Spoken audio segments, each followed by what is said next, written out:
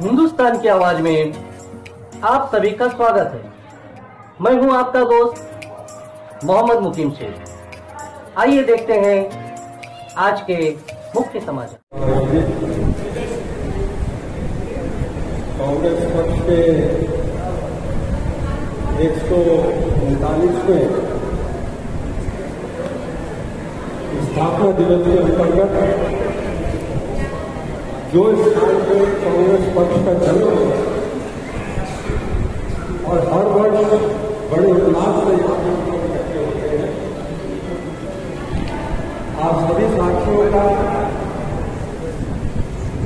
सेवा दल के साथियों का,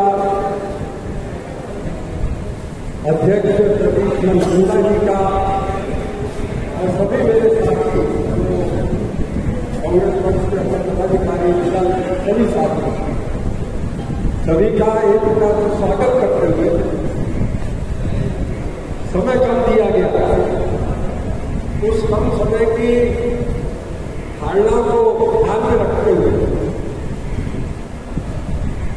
कांग्रेस पक्ष का जन्म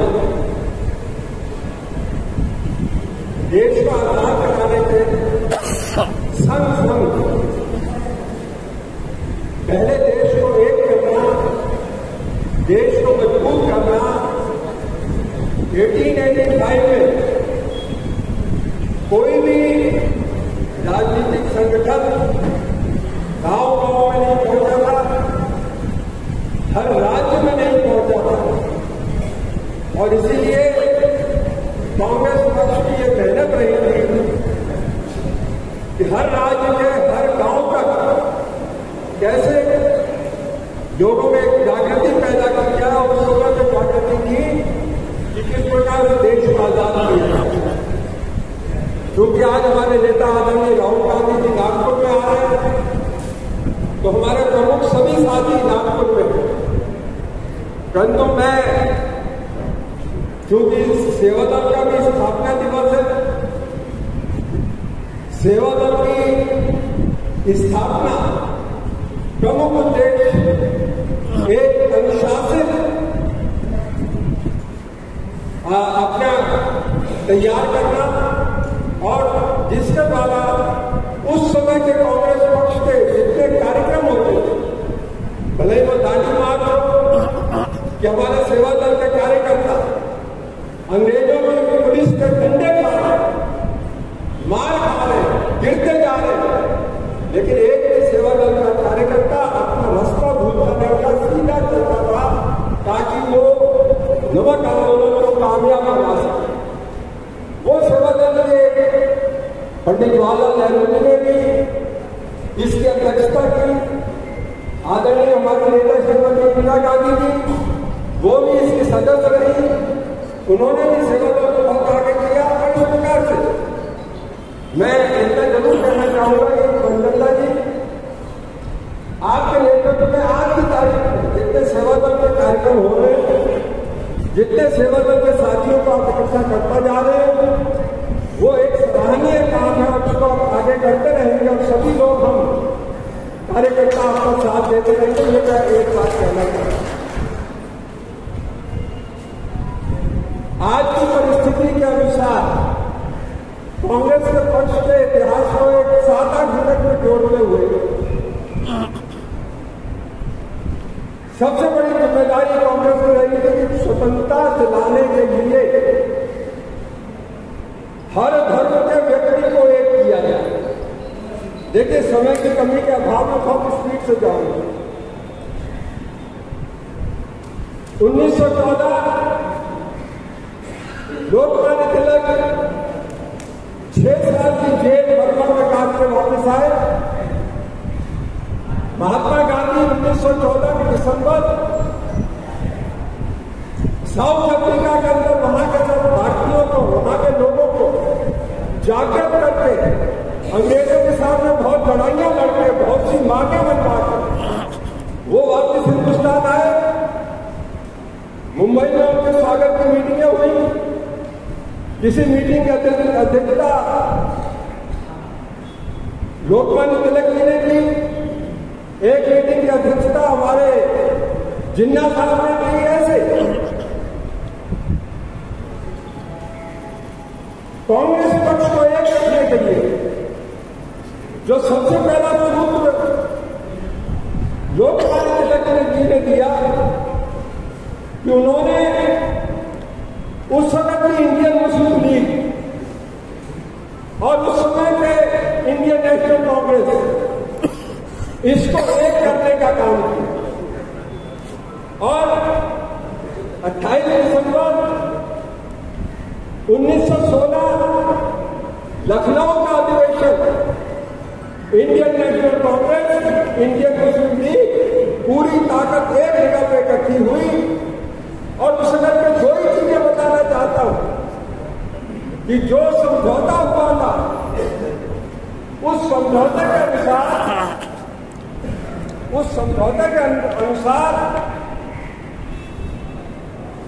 पंडित मदन मोहन मालवीय जी उठे और उन्होंने एक बात कही कि भाई ये इंडियन मुस्लिम लीग और इंडियन नेशनल कांग्रेस एक हो गई, लेकिन जो मुस्लिम लीग से लोग आए हैं उनको ज्यादा हमने पाता, उनको ज्यादा स्थान दे दिए हैं हमारा नेतृत्व करने के लिए।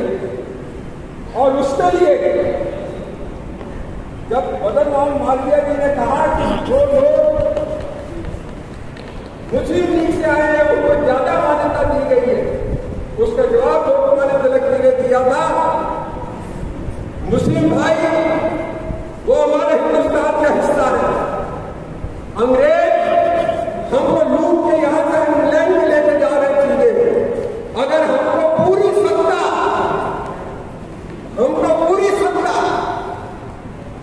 अगर मुस्लिम भाई को करके पड़े तो मैं तैयार हूं, लेकिन हमको एक होकर आगे की लड़ाई लड़नी है। ये शब्द है लोकमान्य तिलक जी के, जो महात्मा गांधी जी उस स्टेज के ऊपर बैठे हुए ध्यान से देख रहे थे, उस चीज को समझने की कोशिश कर रहे थे। लेकिन मैं बहुत शॉर्ट में बातें करता हूं, लेकिन पकड़ने की बातें। और उसके बाद धीरे धीरे चीजें आगे बढ़ी। रॉयलेट एक्ट आया जिसके अंदर की गौड़वाद एक के बाद प्रॉमिस किया गया था अंग्रेजों के द्वारा कि हम हिंदुस्तानियों को ज्यादा पावर दे देंगे, स्वराज्य का अधिकार दे देंगे। लेकिन रॉयलेट एक्ट के अंदर ऐसा आया कि कोई भी हिंदुस्तानी अगर जरा भी कोई स्वराज या स्वतंत्रता की बात करता पाया जाएगा, बिना केस चलाए उसको जेल में डाला जाएगा। इसका विरोध शुरू हुआ। महात्मा गांधी जी ने कमान संभाली, सब भाई इकट्ठे हुए और उसी समय पर ध्यान रखिए जो टर्की के खलीफा थे जिनको मुस्लिम भाई बहुत मानते थे, उनके खिलाफ अंग्रेजों ने कार्रवाई की।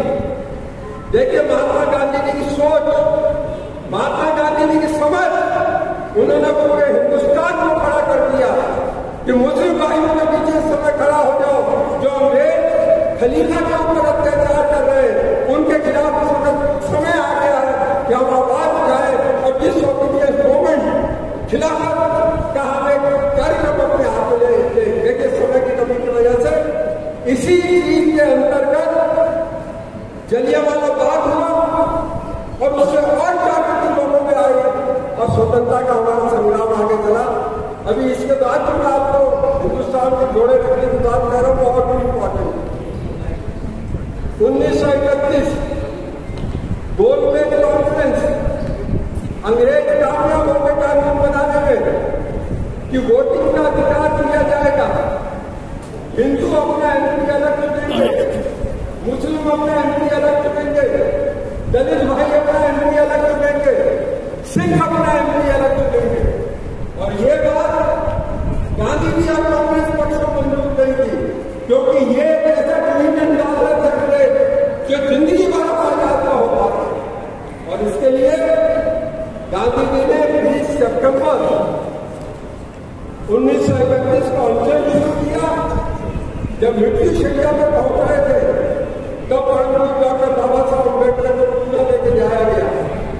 पूना के अंदर गांधी जी के और उनके अंदर 25 तारीख को एक प्रोग्राम जिसके अंतर्गत ये था कि हम लोग मिलके ही एक तरीके से चुनाव लड़ेंगे और दलित भाइयों को 10% रिजर्वेशन दी जाएगी। देखो उस वक्त का जब गांधी जी मृत्यु संख्या पर पड़े हैं, मैं मृत्यु संख्या इसलिए बोल रहा हूं कि 26 तारीख को रविंद्रनाथ टैगोर कलकत्ता से चलकर पूना पहुंचे और गांधी जी एक पेड़ के नीचे यमुना जेल के अंदर वहां पर लेटे हुए हैं। मेरे रिस्पेक्ट हो गया, लेकिन देखो उसमें की 4 चीजें आप लोगों को समझनी चाहिए। पहली चीज, रविंद्रनाथ टैगोर उनको बिस्तर के पास लेटे हैं, गांधी जी के अंदर हिलने की हिम्मत नहीं है। वो अपना सिर डालकर गांधी जी के ऊपर रोना शुरू करती है। वो बोले गांधी जी तुमने ये काम किया, मैं ज्यादा ना तुमने करो, लेकिन अब तो पेट्रोल में आप साइन करो। गांधी जी ने कहा नहीं, जब तक अंग्रेज कानून नहीं बदलेंगे। बात नंबर 2, अंग्रेज भी घबरा गए थे, जिंदगी में उन्होंने ऐसा नहीं किया। संडे का दिन डॉकिंग स्ट्रीट खोल कर रखी गई। संडे का दिन अंग्रेजों ने अपनी पार्लियामेंट प्लेट में चलाई और वहां पर वो कानून बना के दिया कि ये जो पूना पैकेज को हम लोग मंजूर करते हैं। तीसरी चीज, डॉक्टर बाबा साहब अम्बेडकर यहाँ जजमेंट के पास एक हॉल में अपना भाषण कर रहे थे और डॉक्टर बाबा साहब अम्बेडकर ने ये कहा कि पूना पैक्ट करते हुए मैं बहुत डर रहा था कि कहीं मेरे समाज के साथ कोई अन्याय न हो जाए, लेकिन मेरे चीज का संतोष है कि जो हुआ वो भारत देश के लिए अच्छा हुआ और मेरे समाज के साथ कोई अन्याय नहीं हुआ। ये उनका उस दिन का भाषण। और चौथी चीज, सेवादल का कार्यकर्ता, हिंदुस्तान का हर कार्यकर्ता कांग्रेस को मानता था। वो दलित भाइयों को महालक्ष्मी का मंदिर, जगन्नाथपुरी का मंदिर, कारागाम का मंदिर खुद लेकर उनको गए कि हम एक हो गए। ये छुआछूत खत्म हो गई है। ये कब हो रहा? जब गांधी जी मृत्यु शैया पर पड़े और लोग चाहते हैं कि वो जीवित रहे। और फिर रविंद्रनाथ टैगोर जी ने उनको जूस पिलाया, कानून पास हो गया था और कहानी आगे चली। अब आखिरी चीज, जिन्ना साहब ने जब भारत छोड़ो आंदोलन हुआ, कांग्रेस के सब लोग जुड़े हुए थे। मोहम्मद अली जिन्ना को मौका मिला, पूरे देश में भ्रमण किया और उसने मुस्लिम भाइयों के बीच में जहर बोलने का काम किया। और वो जहर ऐसा बोला गया कि 14 जून 1940 एक मीटिंग हुई कलकत्ता के अंदर और उस मीटिंग में जहर भरा हुआ था कि मुस्लिम भाइयों ने रास्ते में आते आते कितने हिंदुओं को मारा और उसकी दुकानें लूट डालकर जला दी। दूसरे दिन हिंदू भाई जागृत हुए, उन्होंने जाकर मुस्लिम के साथ बातचीत की, उनको जलाया और असर किया। कहने की बात एक तो आग लगी थी, ये ऐसी आग लगी थी जो जाकर भारत के पाकिस्तान में कन्वर्ट की। जो लोग कहते हैं भारत छूटा, लेकिन उस समय क्या हुआ थी? महात्मा गांधी जी ने एक चीज आप लोगों को बताना चाहता हूँ कैसे हिंदुस्तान को एक फैसला किया। नोआखाली 25 लाख की आबादी, 5 लाख हिंदू, 20 लाख मुस्लिम, रोज हिंदू भाई मर रहे थे, हिंदू भाई मारे जा रहे थे। गांधी जी दिल्ली को नहीं रुके, अकेले नोआखाली में पहुंचे और नोआखाली में जो उनका पहला भाषण था, पूरी मुस्लिम जमात जो कि एक ही हिंदू करने वाले घर में जब निकला था, तो गांधी जी ने सबको समझाया कि क्या आपका कुरान शरीफ में लिखा और बातें करने के समय कब है। जब स्टेज से नीचे उतरे तो उनको वहां के मुस्लिम युवाओं ने घेर लिया और घेर के उनको पूछा, गांधी जी बिहार के अंदर हमारे मुस्लिम वाले जा रहे हैं, आप वहां क्यों नहीं जा रहे? गांधी जी ने कहा देखो वहां पे जवाहर और पटेल, सरदार पटेल और पंडित जवाहरलाल नेहरू वहां पे हैं, उनको रोकने के लिए। तो नोआखाली में 3 महीने के बाद ऐसी स्थिति थी, 3 महीने के बाद ऐसी स्थिति थी कि वहां की जो हिंदू औरतें हैं, जो मुस्लिम भाई हैं, वो एक ही बात कह रहे थे गांधी जी को, गांधी जी अब आप जाइए, ये औरतें, ये हिंदू भाई हमारे भाई हैं, ये हमारी बहनें हैं, हमारी माँ हैं, इनकी रक्षा हम करेंगे। मतलब एक राक्षस को, एक शैतान को इंसान बनाने का काम गांधी जी ने 3 महीना तक किया। और ये बात दुनिया के अखबारों में कि गांधी को एक जीसस का रूप में लोगों ने उसमें लिखा, अंग्रेजों अमेरिका के अखबार में। और जो हमारी हिंदू औरतें थी वो नौपाली में, उनके लिए भगवान कृष्ण उनका चीर हरण रोकने के पहुंचे हैं उनकी भावना। तो आज इस बात को मैं जोड़ रहा हूं कश्मीर के संग, कश्मीर के संग जो कश्मीर में नफरत की आंधी पैदा की गई है, उस नफरत की आंधी के बीच में हमारा एक नौजवान साथी है, नौजवान नेता है, वो कहता है भारत छोड़ूंगा, वो कहता है भारत में प्यार पैदा करूंगा। और अगर वो राहुल गांधी जी उनको मौका मिलता है तो वो ऐसा व्यक्तित्व है कि आज कश्मीर के अंदर पंडित हिंदू जाकर रह नहीं सकते। वो राहुल गांधी एक ऐसा व्यक्तित्व है जो सम्मान पैदा करेगा, लोगों में एक ही पैदा करेगा। और आज जो हिंदुओं को 10 साल से ये बोल रहे कि आप कश्मीर में बिठाएंगे, आज तक एक हिंदू को नहीं बिठा पाए।